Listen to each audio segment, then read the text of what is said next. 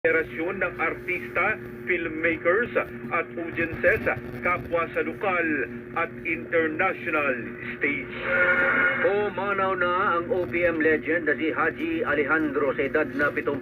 Ito ay kinumpirma ng pamilya Alejandro sa pamamagitan ng isang statement na ibinahagi ng manager ng singer na si G.R. Rodis.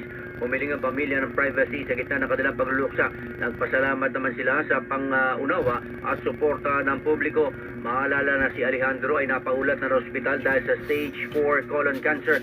Si Alejandro ay kilala bilang kilabot ng mga kulihala noong 1970s at 1980s.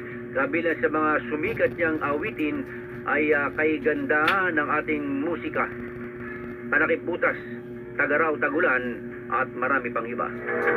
Biyahing Roma bukas si Catholic Bishop Conference of the Philippines o CBCP President at Caloocan Bishop Pablo Virgilio Cardinal David. Kinumpirma yan ng Diocese ng Caloocan. Inasahang